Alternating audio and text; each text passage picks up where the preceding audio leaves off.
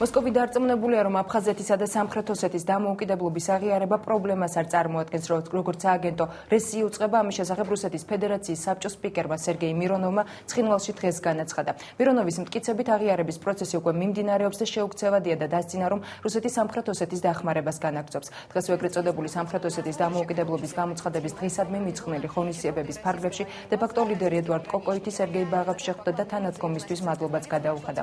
ცხინვალში იმყოფებოდა აგრეთვე ინგუშეთის პრეზიდენტი იუნუსბეკ ევკუროვიც. ცხინვალის დე-ფაქტო ხელისუფლების წარმომადგენლები დღეს ეგრეთ წოდებული სამხრეთ ოსეთის რესპუბლიკის დამოუკიდებლობის გამოცხადებიდან მე-20 წლის თავს აღნიშნავენ. სამხრეთ ოსეთის ავტონომიური ოლქის სახალხო დეპუტატების საბჭომ სამხრეთ osეთის საბჭოთა დემოკრატიული რესპუბლიკა 1990 წლის 20 სექტემბერს გამოაცხადა.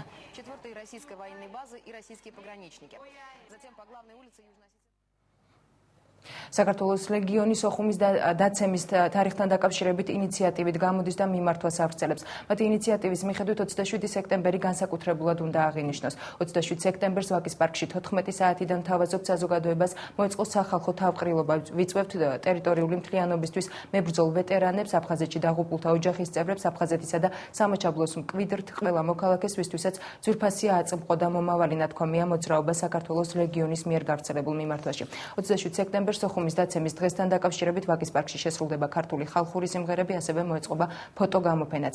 ამასთან ორგანიზაცია მიმართავს პოლიტიკურ სპექტრს, სამთავრობო და არასამთავრობო ორგანიზაციებს, საზოგადო მოღვაწეებს, გაიზიარონ ინიციატივა და ახალი იდეებით უფრო სრულყოფილად აქციონ ღონისძიება. ვჯერა, რომ საზოგადოების მონაწილეობა და ხალხმრავლობა 27 სექტემბერთან დაკავშირებულ ტკივილს გაანელებს, სიკეთის რწმენას განგვიმტკიცებს, კეთილშობილებას წარმოაჩენს და სიამაყეს შეგვმატებს. ამ დღეს ნათქვამი ყოველი სიტყვა ნდობისა და მიტევებისთვის ძალას დაგვიბრუნებს. ნათქვამია საქართველოს რეგიონის მიერ გავრცელებულ მიმართვაში. არის ჩვენი ახალი ინიციატივა, რომ განსხვავებულად აღინიშნოს ეს თარიღი. აღინიშნოს ქართული ტრადიციებზე დაყრდნობით. ვაპირებთ შევიკრიბოთ, სანთლები ავანთოთ, პატივი მივაგოთ დაღუპულთა და უგზაუკლად დაკარგულთა ხსოვნას. ოჯახის წევრებს თანაგრძნობა უთხრათ, გამოუცხადოთ, გაჭირვებულები ვანუგეშოთ. დამსახურებულ ხალხს ღვაწლი დაუფასოთ. საქართველოში მოსალოდნელ მოვლენებზე პასუხისმგებლობა ვენეციის კომისიას დაეკისრება. ამის შესახებ ლეიბორისტული პარტიის თავმჯდომარე შალვა ნათელაშვილმა განაცხადა. მისი თქმით, მიხეილ სააკაშვილი საკუთარ დიქტატურას კონსტიტუციური ცვლილებებით განუსაზღვრელი ვადით იხანგრძლივებს. ნათელაშვილის თქმით, ამ პროცესს მხოლოდ ლეიბორისტების მიერ შემუშავებული აკრძალვების კონსტიტუციაში შეტანა შეაჩერებს. ნათელაშვილის განცხადებით, ვენეციის კომისია თვალს ხუჭავს ევროპისთვის უპრეცედენტო შემთხვევაზე და იურე დიქტატურის დაკანონების მცდელობაზე.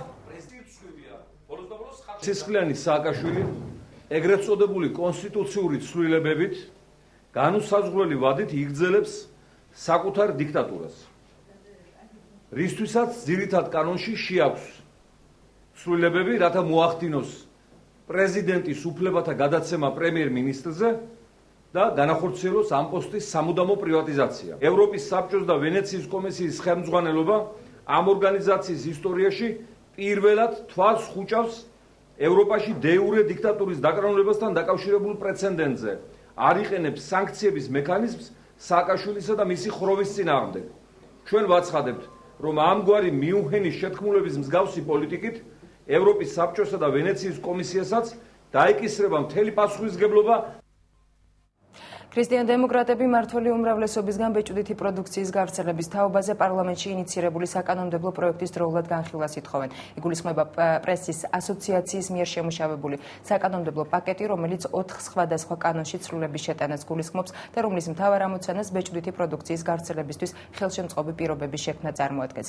პრესასთან დაკავშირებული საკანონმდებლო პაკეტი მმართველ უმრავლესობას დღეს პარლამენტის ბიუროს ხდომაზე ლევან ვეფხვაძემ შეახსენა და კოლეგებს საკითხის განხილვის დროულად დაწყებაც მოსთხოვა.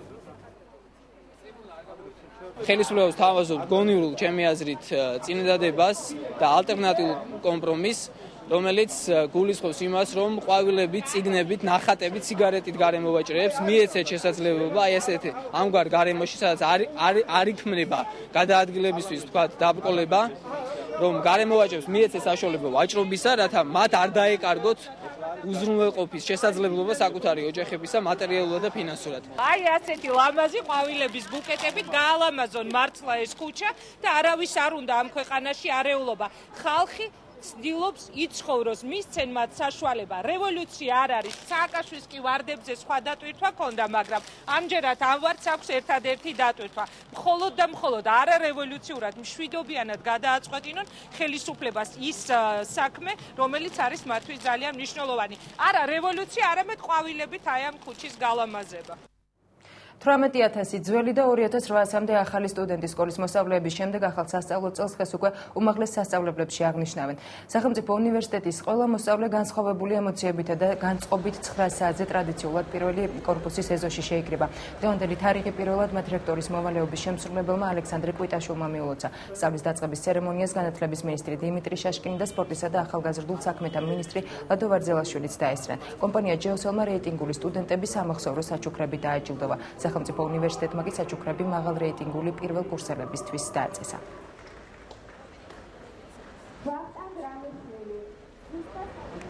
მე მინდა პირველ რიგში ყველა სტუდენტს მიულოცო ახალი სასწავლო წლის დაწყება. დღეს თბილისის სახელმწიფო უნივერსიტეტი იწყებს სწავლას. განსაკუთრებით მე მინდა მიულოცო პირველ კურსელებს. ძალიან მნიშვნელოვანია სწავლა და ძალიან მნიშვნელოვანია ის, რომ საქართველოში წარმატება მოდის მხოლოდ და მხოლოდ სწავლით და შრომით.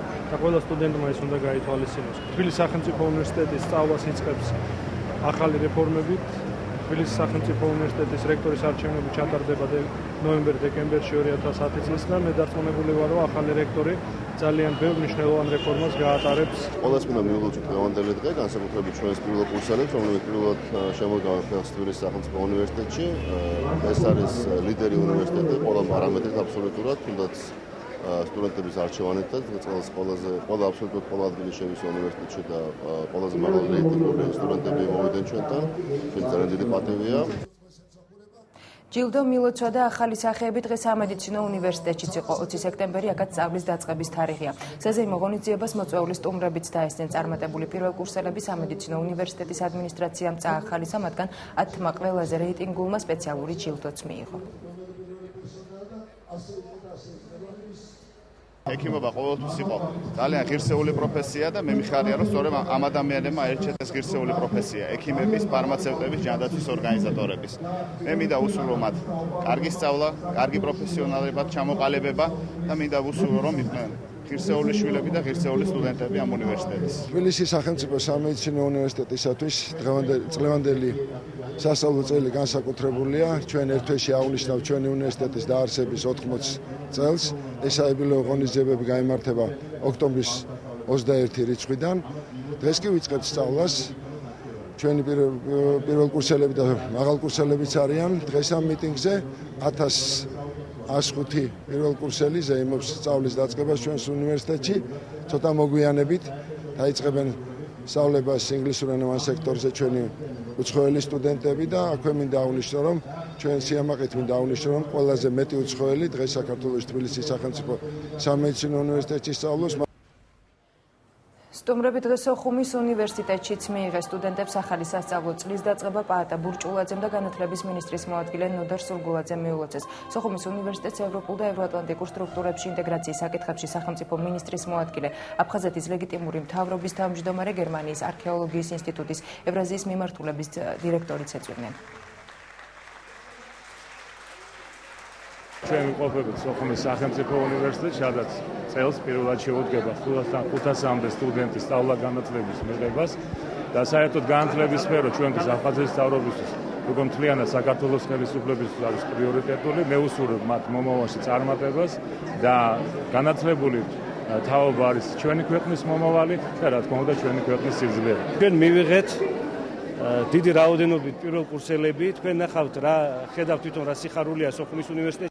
თქვენ ხედავთ რა საპატიო სტუმრები ზარდებიან დღეს სოხუმის უნივერსიტეტში და ჩვენ გეგმავთ, რომ წელს სასწავლო პროცესი სამეცნიერო კვლევაძიებას უკეთესი იყოს და სტუდენტებმა სულ უფრო კარგად და სულ უფრო დაცულად იგრძნონ ამ უნივერსიტეტში თავი.